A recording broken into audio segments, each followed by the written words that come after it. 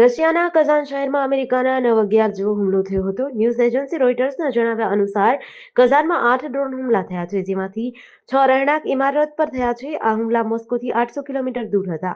હજુ સુધી હુમલામાં કોઈ જાનહાનિના સમાચાર નથી. હુમલાના ઘણા વિડીયો સોશિયલ મીડિયા પર વાયરલ થયા છે, જેમાં ડ્રોન ઇમારતો સાથે અથડાતા દેખાઈ રહ્યા છે. આ હુમલા બાદ રશિયાના 2 એરપોર્ટ બંધ કરી દેવાયા છે. રશિયાના કઝાન શહેર પરના આ હુમલાની ચર્ચા દુનિયાભરમાં થઈ રહી હતી, કારણ કે આજે જ વર્ષે 2024માં રશિયાના આ શહેરમાં બ્રિક્સ સંમેલન યોજાયું હતું. 2001માં આતંકવાદીઓએ આવી જ રીતે 4 પ્લેન હાઇજેક કરીને અમેરિકાના વર્લ્ડ ટ્રેડ સેન્ટર પર હુમલો કર્યો હતો. એમાંથી 3 પ્લેન એક પછી એક અમેરિકાની 3 મહત્વની ઇમારતો પર તૂટી પડ્યા હતા. પ્રથમ ક્રેશ રાત્રે 9:15 વાગે થયો હતો. બોઈંગ 767 વર્લ્ડ ટ્રેડ સેન્ટરના નોર્થ ટાવર સાથે અથડાયું હતું. 18 મિનિટ પછી બીજું બોઈંગ 767 બિલ્ડિંગના સાઉથ ટાવર સાથે અથડાયું હતું. અમદાવાદના સાબરમતી વિસ્તારમાં રહેતા એક વ્યક્તિના ઘર પર પાર્સલ મોકલી તેને ઉડાવી દેવાનો પ્રયાસ કરાતા ચકચાર મચી છે. સવારે પોતાના ઘરે આવેલું પાર્સલ ખોલતા જોરદાર બ્લાસ્ટ થતા પાર્સલ ખોલનાર વ્યક્તિ ઘવાયો હતો. પોલીસની પ્રાથમિક તપાસમાં અજાણ્યા શખ્સ દ્વારા બદલો લેવાના ઈરાદે આ કૃત્ય કર્યું હોવાનું સામે આવ્યું છે. બનાવને પગલે અમદાવાદ પોલીસના ઉચ્ચ અધિકારીઓએ ઘટના સ્થળે પહોંચી તપાસ હાથ ધરી છે. પાર્સલ આપનાર વ્યક્તિને પોલીસે ઝડપી વધુ તપાસ હાથ ધરી છે.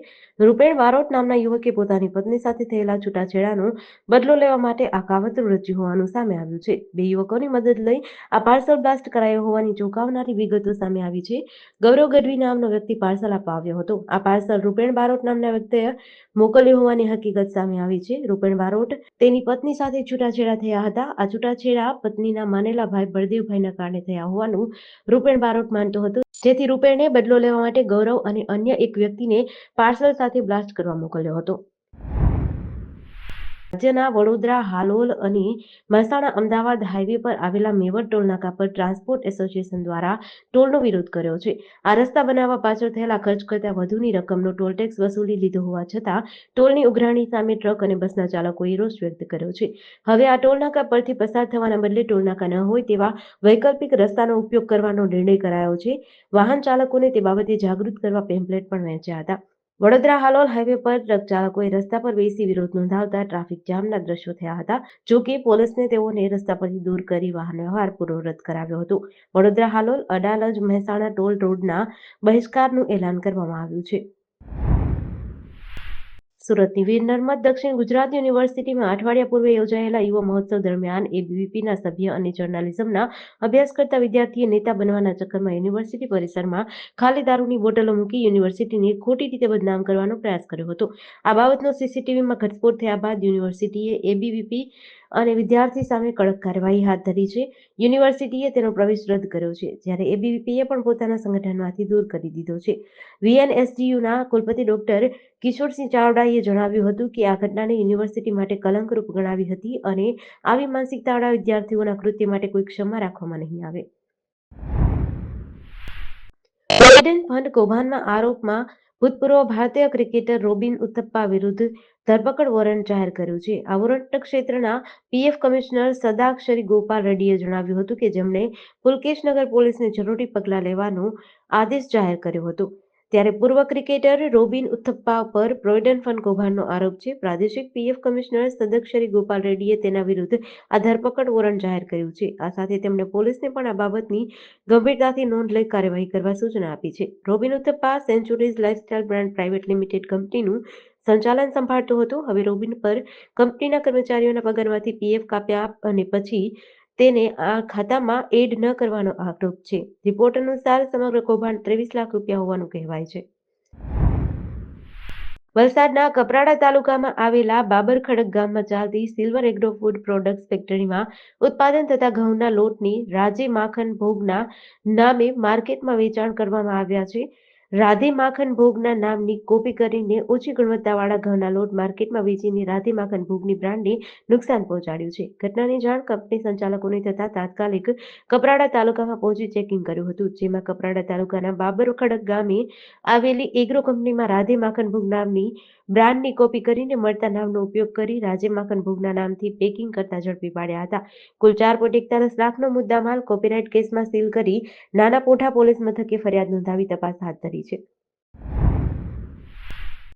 છોટાઉદેપુર જિલ્લા એલસીબીની ટીમે પાનવડ પોલીસ મથકની હદમાં બે અલગ-અલગ ઠેકાણેથી વિદેશી દારૂ અને બે જણાની ધરપકડ કરી છે. જિલ્લા એલસીબીની ટીમ પાનવડ પોલીસ મથકની હદમાં પેટ્રોલિંગમાં હતી ત્યારે ટવા ગામ પાસે વોચ ગોઠવી હતી. ગાડી ઊભી રાખી તપાસ કરતા ગાડીમાંથી વિદેશી દારૂની 2550 બોટલ જેની કિંમત ₹3,44,250 મળી આવી હતી. જેથી જિલ્લા એલસીબીની ટીમે વિદેશી દારૂ, ક્રેટા ગાડી અને મોબાઈલ સહિત કુલ ₹13,54,250ના મુદ્દામાલ સાથે ગાડીમાં સવાર બે જણાની ધરપકડ કરી વધુ તપાસ હાથ ધરી છે. જર્મનીના મેગ્ડેબર્ગમાં ક્રિસમસ માર્કેટમાં એક વ્યક્તિએ લોકો પર કાર ચડાવી દીધી હતી. આ ઘટનામાં બે વ્યક્તિના મોત થયા છે, 70 લોકો ઘાયલ થયા છે. આરોપીની ધરપકડ કરવામાં આવી છે. ઘાયલોને સારવાર અર્થે હોસ્પિટલે ખસેડાયા છે. પોલીસે આ મામલે તપાસ કરી રહી છે અને ઘટના સ્થળેથી લોકોને દૂર રહેવાની અપીલ કરી છે. આ ઘટના 19 ડિસેમ્બર 2016ના રોજ બર્લિનમાં એક મોટી આતંકવાદી ઘટનાની યાદ અપાવે છે, જ્યાં એક ઇસ્લામિક ઉગ્રવાદીએ ક્રિસમસ માર્કેટમાં ભીડમાં ટ્રક ભગાડી દીધો હતો. આ ઘટનામાં 13ના મોત થયા હતા. ડઝનબંધ લોકો ઘાયલ થયા હતા. તે હુમલાખોરને થોડા દિવસો પછી ઇટલીમાં પોલીસે એન્કાઉન્ટરમાં માર્યો હતો. મેગ્ડેબર્ગ એ જર્મન રાજ્ય સેક્સનની એનહાલ્ટની રાજધાની છે. આ શહેર એલ્બે નદીના કિનારે આવેલું છે અને તેની વસ્તી આશરે 2,40,000 છે. વડોદરા શહેરના ગોરવા લક્ષ્મીપુરા મુક્તિધામની બાજુમાં ગત મોડી રાત્રે એક કાર તળાવમાં ખાબકી હતી.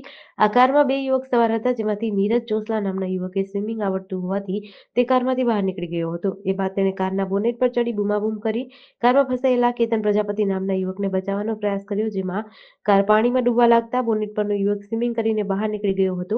ઘટનાની જાણ થતાં તાત્કાલિક 3 ફાયર સ્ટેશનની ગાડીઓ પહોંચી હતી, જેમાં 1 કલાકની જહેમત બાદ ફાયરની ટીમે કેતન પ્રજાપતિને બહાર કાઢી હોસ્પિટલે ખસેડ્યો હતો, જ્યાં તબીબે તેને મૃત જાહેર કર્યો હતો.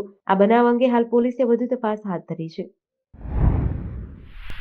ગઢડા શહેરમાં લોકજાગૃતિ માટે પીજીવીસીએલના અધિકારીઓ અને કર્મચારીઓ દ્વારા સૂત્રોચ્ચાર સાથે શહેરના મુખ્ય માર્ગો પર રેલી યોજી હતી. રાજ્ય સરકાર દ્વારા ઉર્જા સપ્તાહની ઉજવણી કરીને લોકોને જાગૃત કરવામાં આવે છે, ત્યારે ગઢડા પીજીવીસીએલ દ્વારા શહેરના મુખ્ય માર્ગો પર રેલીનું આયોજન કરાયું હતું. ઉર્જા સપ્તાહ નિમિત્તે આજે ગઢડામાં પીજીવીસીએલ દ્વારા રેલી યોજાઈ હતી. લોકો વીજળીની બચત કરે, સોલાર અપનાવે તેમજ વીજ સુરક્ષા અને સલામતીને લઈને લોકો જાગૃત બને તે માટે રેલી યોજાઈ હતી.